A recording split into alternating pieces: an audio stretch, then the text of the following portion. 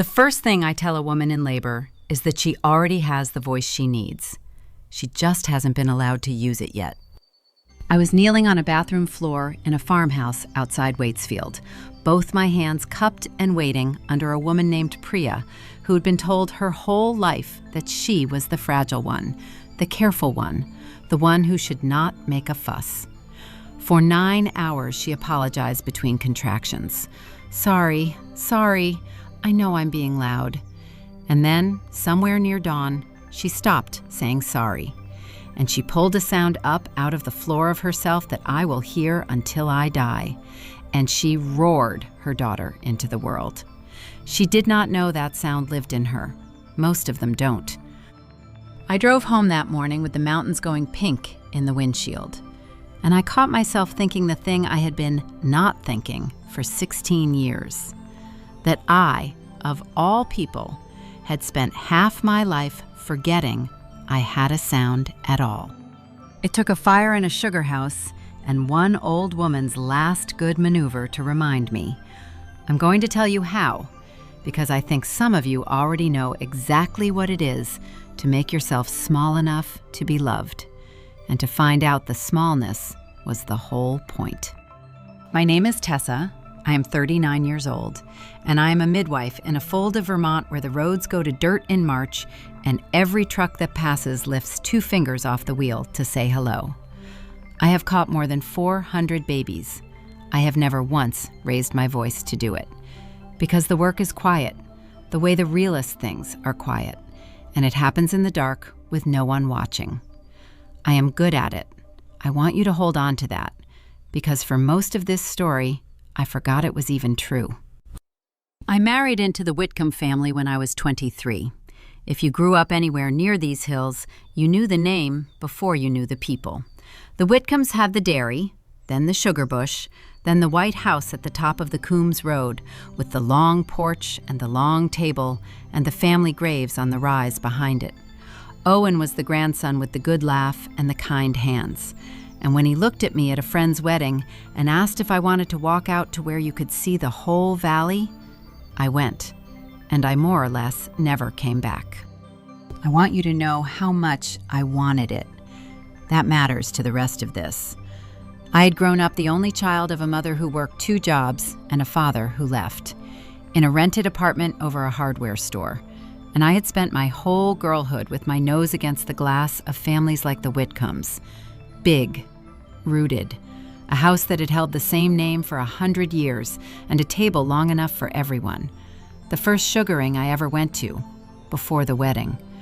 Owen walked me up to the sugar house in the snow, and I stood in that warm, sweet steam with all those people who shared a face and a last name, and I thought, this. I will be careful, and I will be good, and I will earn my place in this, and I will never have to stand outside in the cold again. I did not know yet that the standing outside was the whole arrangement, and that I had just signed up for 16 years of it with my heart wide open. And at the center of all of it, the son the whole family turned its face toward, was Owen's grandmother, Vivian. Before I go on, I want to ask you something, and you can tell me in the comments while it's still on your mind. Have you ever spent years trying to earn a love that should have just been given to you? Auditioning over and over for a part that was never going to be cast. I ask because I think there are more of us than anyone admits, and I'd like to know I'm not telling this to an empty room. Here's what I want you to understand about Vivian before you decide anything about her. She was not a monster. Monsters are easy. Vivian was 79 years old by the time this came to a head. A small, straight-backed woman who still set her hair every Friday and still poured the coffee herself, because a guest pouring coffee in her kitchen was a small insult she would carry for a week. She had buried a husband, Harlan, who built the sugar bush with his own back. And she had buried a son, Owen's father, Dale, who died of a bad heart at 51. And she had held that family together through both graves by sheer force of will. The whole town admired her. They were right to. But here is the other thing, the thing it took me 16 years to let myself see. A woman whose entire worth has become the family that orbits her will protect that orbit the way other people protect their lives, because to her, it is her life. And the surest way to keep everyone circling is to make sure not one of them is ever fully, finally let in. There is always one more ring to earn. There is always a door that opens an inch and no further. You spend your whole self trying to get through it, and the trying is exactly what she needs from you. I did everything right. I want that on the record before I tell you the rest, because for years I let them convince me that I hadn't. When Owen and I married, I left the practice I'd built 2 valleys over, and I moved up the Coombs Road, because the Whitcombs did not leave the Coombs Road, and Owen was a Whitcomb. I learned to bank a wood stove the way Vivian banked hers. I learned which church supper needed the scalloped potatoes and which needed the pies. I drove Vivian to her eye appointments in Berlin and her cardiologist in Burlington, and I sat in those waiting rooms reading old magazines so she would not have to be alone. And I never once told her it cost me a morning of patience. When her knee went, I was the one who slept in the downstairs room for 3 weeks and helped her to the bathroom in the night and never spoke of it again, because she would have died of the shame of being seen needing help. I hosted, I held, I showed up. For 16 years, when something in that family needed doing quietly, in the dark, with no audience, I was the one who did it. I was, you might say, a midwife to that whole family's idea of itself, and it was never, ever enough to make me a Whitcomb. It started so small you could talk yourself out of it, which is how all of this works. We would be standing in Vivian's kitchen, the 3 of us, and she would turn to Owen and say, "Does she take cream?" With me right there. "Does she?" As if I were a coat he'd brought that might need a hook. I'd answer for myself, lightly, "Just cream, please, Vivian." And she would already be talking to Owen about something else. Then it grew into the compliment that was a door closing. She had a way of praising me to other people, in front of me, that left a little blade in it. "Oh, Tessa tries so hard," said warmly to her sister, while I stood at the sink. "Doesn't she try hard?" As if trying were a charming flaw, as if the effort I was pouring out was the evidence against me, proof I was a guest performing the manners of the house instead of someone who simply belonged in it. By the time I'd been married 5 years, I noticed something colder. The things I did got quietly handed to other people. I would spend a week getting the harvest supper ready, every dish, every chair. And Vivian would stand up at the head of the table and say how the Whitcomb women had always known how to put on a table. And she would mean her daughters, her granddaughters by blood, the cousins down from Montpelier, the Whitcomb women. I was not in the phrase. I had cooked the entire phrase, and I was not in it. And everyone would nod, and Owen would squeeze my hand under the cloth, like that made it even. There was a photograph that told the whole story if you knew how to read it. Every year, Vivian had the family portrait taken on the porch for the Christmas card, the whole clan in their good coats on the steps. And every year, somehow, I ended up at the very edge of the frame, half a step back, or holding a coat, or sent inside at the crucial moment to check on something in the oven so that the shutter clicked without me. The first year I thought it was chance. By the 10th year, I had a small drawer of Christmas cards from my own husband's family with my own self-cropped to a sliver at the margin, and one card where I was simply not there at all, and on the back, in Vivian's hand, it said, "The Whitcombs, Christmas, and the year." I never said a word about it. I told myself a photograph was a small thing. But I knew, the way your body knows a thing before your mind will let you, that a person who is always at the edge of the picture has been put there. The big decisions happened in rooms I wasn't in, whether to lease the lower field, what to do about Harlan's old equipment, where the family would be buried. I'd find out after, the way you find out the weather. And if I asked a question, Vivian would look at me with a patience so deep it was its own kind of slap and say, "That's a family matter, dear. You don't need to worry yourself with all that. Dear. She could make that word do terrible work. And the sugar bush. You have to understand what the sugar bush was. It wasn't money. Not really. Nobody gets rich boiling sap. It was the soul of the thing. Late February, March, the snow still deep and the days just barely warming, the taps going in, the sap running, and everybody up at the sugar house for the boil. The steam pouring out of the cupola into the cold. The whole family in one warm wooden room thick with sweetness, telling the same stories they told every year. Vivian taught the sugaring to the grandchildren the way other families pass down a faith. How to read the run, when to draw off, the exact amber she wanted. She taught Owen and his cousins, and one year I watched her spend a whole afternoon teaching it to Dean's new fiancée, a sweet, nervous girl named Cassidy, who'd been in the family about a month. She never taught me 16 years, and she never once handed me the hydrometer. Once, early on, I asked if I could learn, and she said, "Oh, it's a Whitcomb thing. You'd find it dull." And she said it kindly, and that was the worst part. She was always so kind about it. The kindness was the cage. I want to be fair to Owen, because I love him, and because if I make him the villain, I'll be lying to you, and the whole point of this is that I am done lying, including to myself. Owen was not cruel. Owen was raised by that orbit. His father died when he was 19, and Vivian half raised him after, and a boy does not learn to see the woman who saved him clearly. When I'd come home with that hollow feeling and try to put words to it, he'd get this pained look and say the things that good men say when they can't bear to choose. "That's just Gram. She's old-fashioned. She means well. You know she does."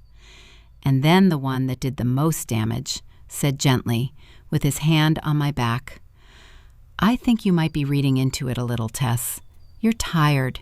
You take everything so personally." You take everything so personally. I heard some version of that sentence for 16 years. From Owen, from his cousins, from Vivian's sister, who told me once that I was lucky to have married into such a close family, and I should try to enjoy it instead of keeping score. And here's the thing about being told you're imagining it by everyone you have, over and over, in kind voices. Eventually, you believe them. Eventually, you are not sure what you saw. I started to think I was the problem. I started to think there was some warmth in me that was broken, some latch that wouldn't catch, and that if I could just try harder, soften more, want it less obviously, the door would finally open and I would be let all the way in. So I got smaller. That's the part I'm least proud to tell you.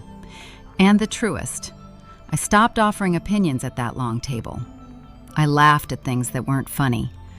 I let my own work, the 400 babies, the women roaring on bathroom floors, become a thing I didn't mention much, because it sat strangely in a family where the women's worth was measured in pie crusts and bloodlines. I made myself into the kind of quiet, agreeable, useful guest that I thought might one day be promoted to family. I dimmed myself a little more each year, the way you turn a lamp down by degrees, until one night you look up and realize you've been sitting in the dark and calling it cozy. There were two people in that family who could have shown me where it ends. One was Maureen, Owen's mother, and the other, God help me, was a 4-year-old. Maureen was 58 then, Dale's widow.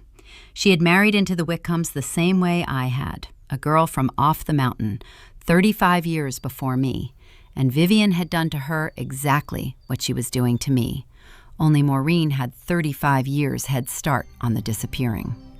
She was the kindest, smallest woman you ever met. She apologized for the weather. She took the worst chair. When Vivian spoke, Maureen's face arranged itself into agreement before the sentence was even finished. A reflex, worn so deep it wasn't even fear anymore, just the shape her face made now.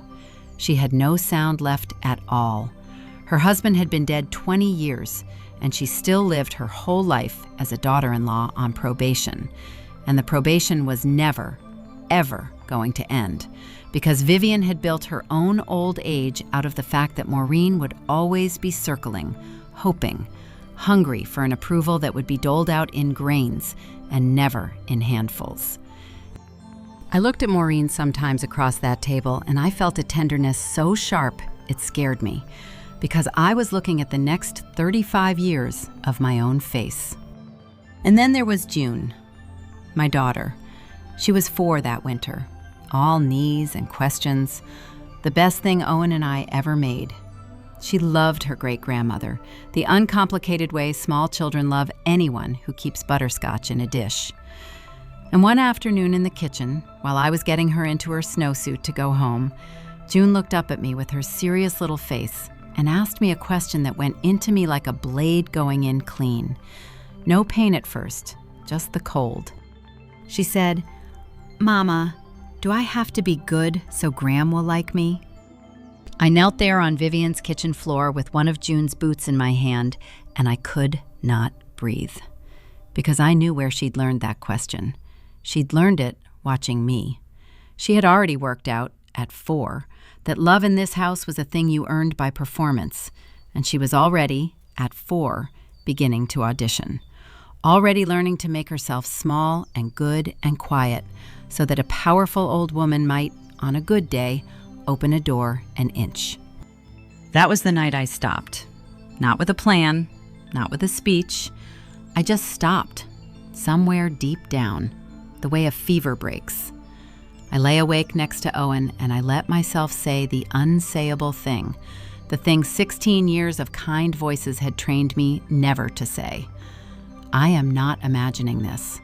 I was never imagining this. I am a good woman who has been kept standing outside a door that was never going to open by a frightened old woman who needs me out there in the cold so that she can be warm. And I am not going to hand that down. I am not going to let June spend her one life learning that her sound is something she has to deserve. I won't pretend I held that resolve clean through to the end. The next morning, the fear came back in its Sunday clothes, dressed up as reasonableness. She's an old woman, Tessa. She won't be here forever. Don't be the one who makes the trouble. Keep the peace, just a little longer, for Owen. And the worst voice, the gaslight wearing my own mouth. Maybe they're right. Maybe you do take it too personally. Maybe you're about to blow up your husband's whole family over a feeling.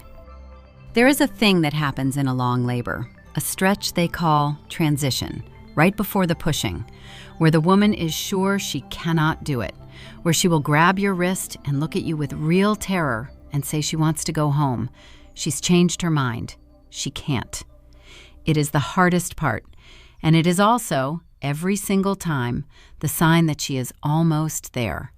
The body throws up its loudest doubt at the exact moment it is closest to delivering. I have talked 100 women through that wall.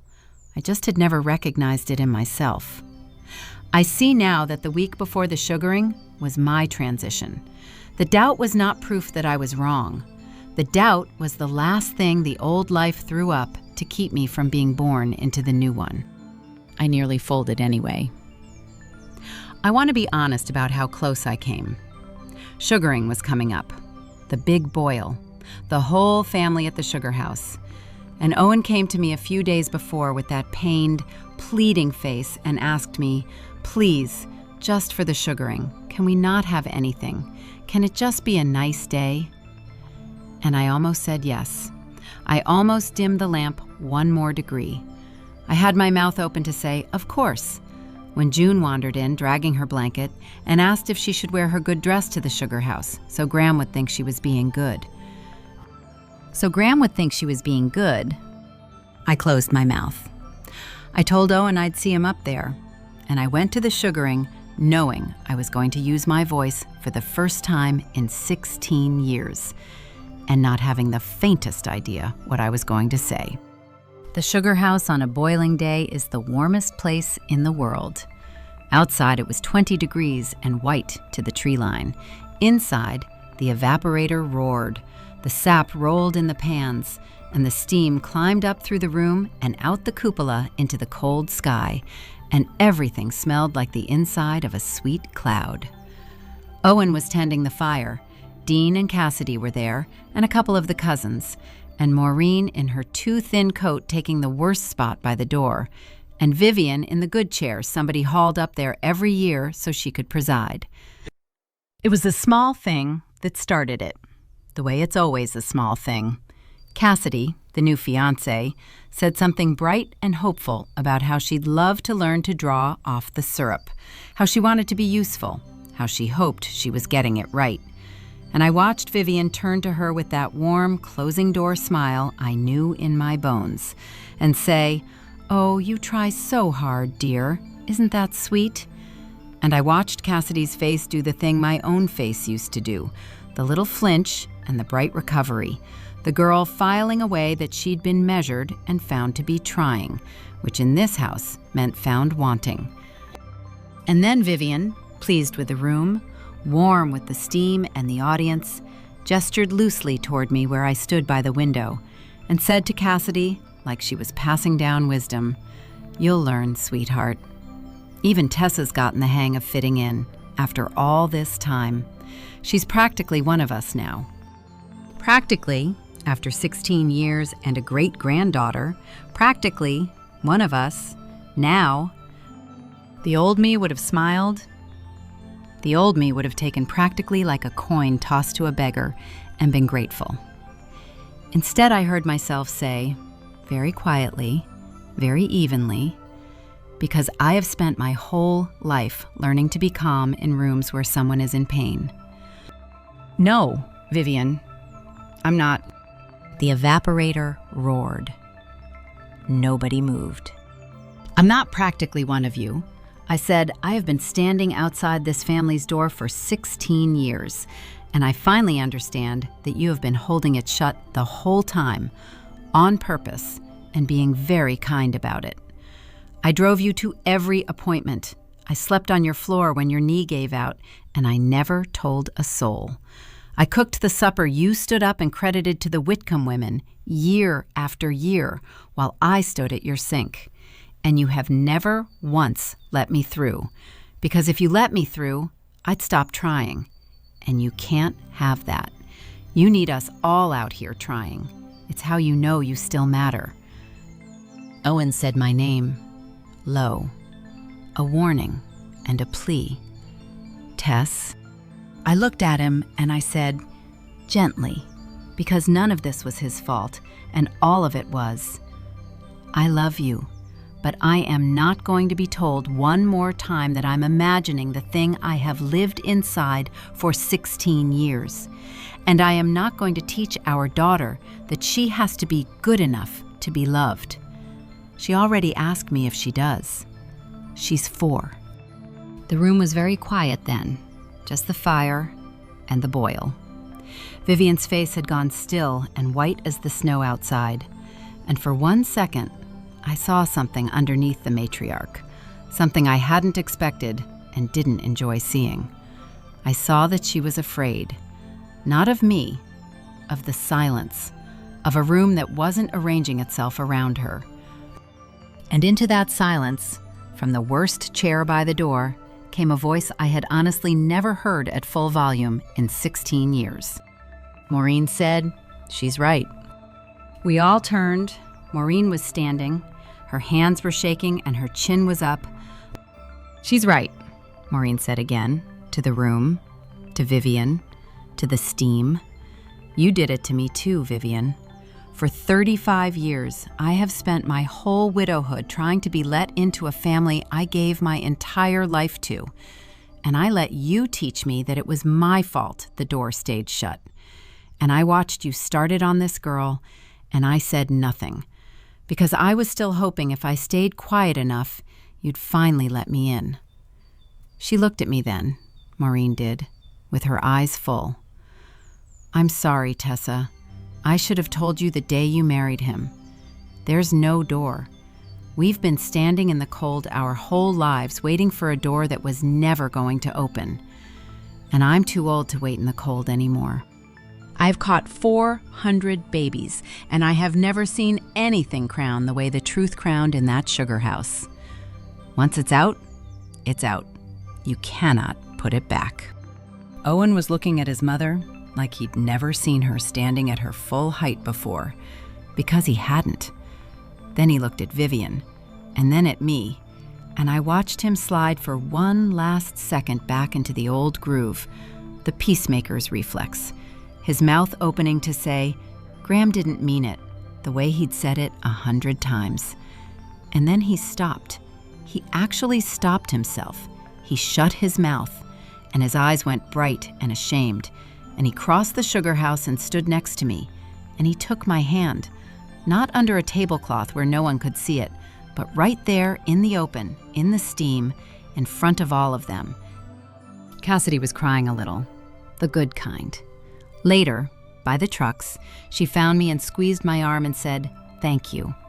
And I knew exactly what she was thanking me for, because someone, somewhere, should have done it for me 16 years before.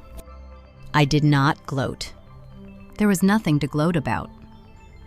I want to tell you that Vivian crumbled, that she wept and begged and saw the error of her ways, because that would be a tidier story. She didn't.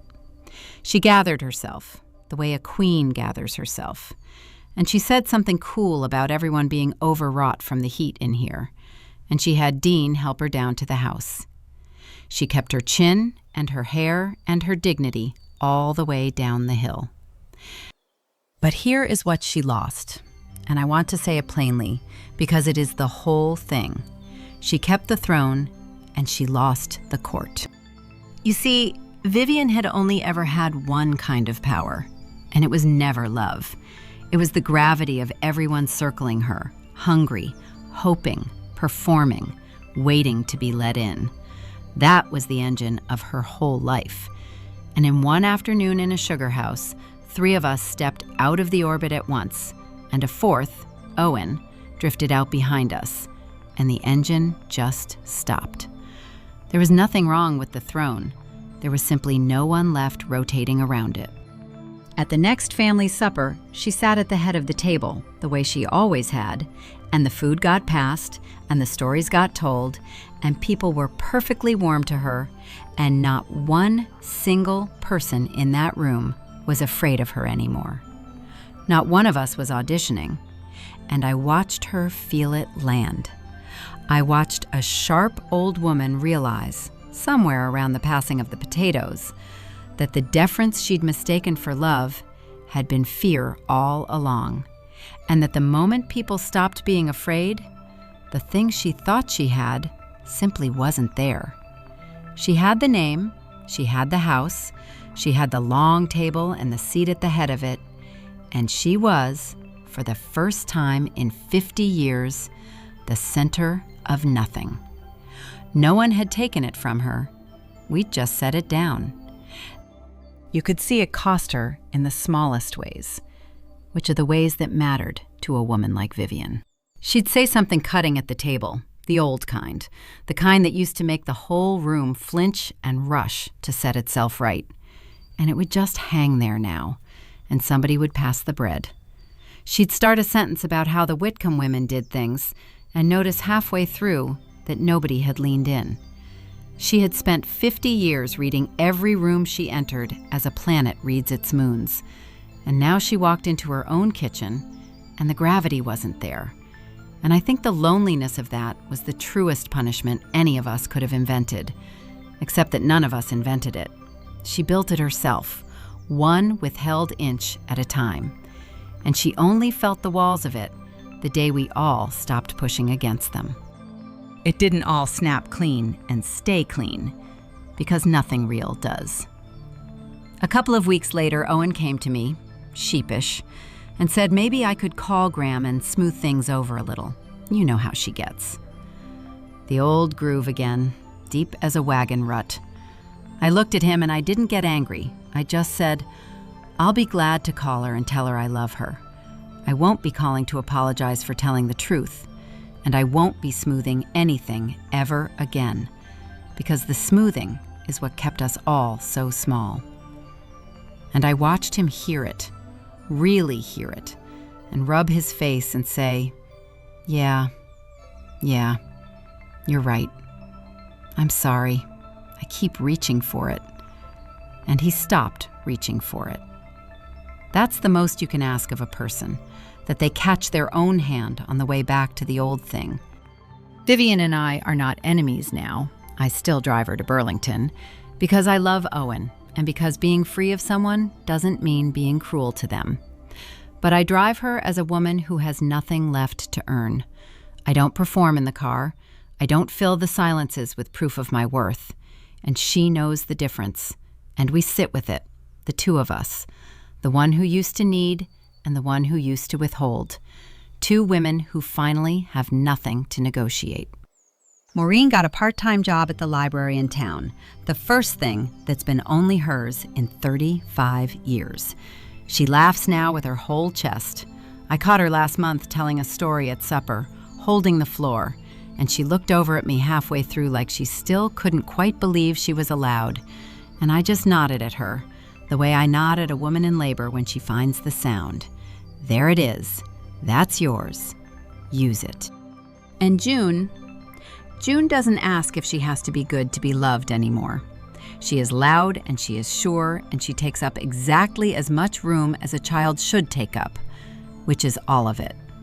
The other day she announced at the table that her great-grandmother was wrong about something, some small thing, and she announced it without a flicker of fear, just stated it like weather. And Vivian raised an eyebrow at this small, unafraid person and, to her credit, let it go. That's the whole inheritance I wanted to leave my daughter. Not the house, not the sugar bush, the certainty that her voice was always hers and never something she had to deserve. I think about Priya on that bathroom floor a lot, the fragile one, the careful one, who stopped saying sorry and roared. I have spent 20 years kneeling in front of women at the hardest moment of their lives and telling them a thing I had completely failed to believe about myself, that the voice was always in there, that nobody gives it to you and nobody can take it. They can only train you not to use it. It took my own 4-year-old asking the wrong question to make me practice what I'd been preaching to strangers in the dark for half my life. So if you are out there tonight, folding laundry or sitting in a parked car or lying awake next to someone who keeps telling you that you're imagining it, that you take it too personally, that the door will open if you just try a little harder, let me be the one who finally tells you the truth they kept from you. There is no door. There never was. You were never on the wrong side of anything. And the smallness they trained into you was never proof that you were too much. It was proof that you were exactly enough, and that someone needed you to forget it. You can stop trying now. You're already in. You always were. Go ahead and make your sound.